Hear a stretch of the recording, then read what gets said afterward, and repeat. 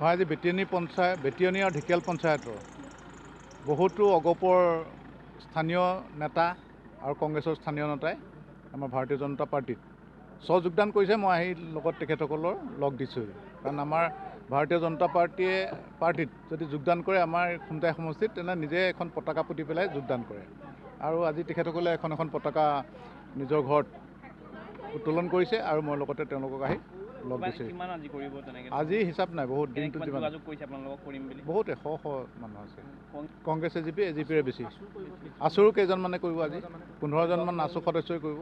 কি ক'ব মানে, ভাৰতবৰ্ষত এতিয়া অকল নৰেন্দ্ৰ মোদী ডাঙৰীয়াৰ নেতৃত্বাধীন বিজেপি দলৰ কোনো বিকল্প নাই, আৰু সেয়া ইতিমধ্যে প্ৰমাণ হৈ গৈছে। বিভিন্ন ক্ষেত্ৰত, উন্নয়নৰ ক্ষেত্ৰত, আমাৰ দেশ জাতি মাটি ভেটি ৰক্ষাৰ ক্ষেত্ৰত আমাৰ অসমতো সৰ্বানন্দ সোণোৱাল ডাঙৰীয়া আমাৰ অগ্ৰজ।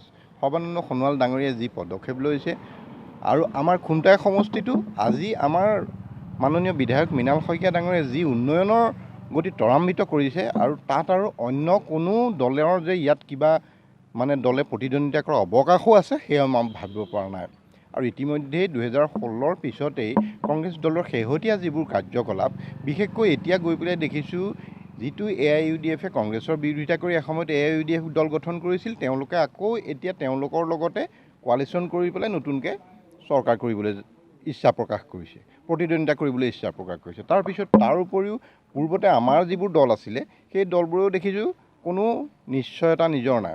আজি মই এটা কথা কৈ দিছোঁ, আজি অসম জাতীয় পৰিষদৰ যিজন একালৰ সদৌ অসম ছাত্ৰ সন্থাৰ উপসভাপতি জগদীশ ভূঞা ডাঙৰীয়া, একালৰ অগপ দলৰ চৰকাৰৰ তেওঁ মন্ত্ৰী, পৰ্যটন মন্ত্ৰী আছিলে।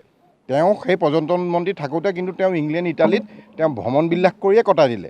কিন্তু তেওঁ তেতিয়া কিয় আজিৰ এই বিদেশী সমস্যাৰ প্ৰতি, আজি যিবোৰ সমস্যা তেওঁ AJPৰ এজন মানুহ হৈ পেলাই, AJP মুখ্য সমন্বয়ক হৈ পেলাই যিবোৰ চিঞৰ বাখৰ কৰি আছে, সেইবোৰ তেওঁ যেতিয়া নিজে অগপ দলত আছিলে তেতিয়া কিয় চিঞৰ বাখৰ কৰা নাছিলে?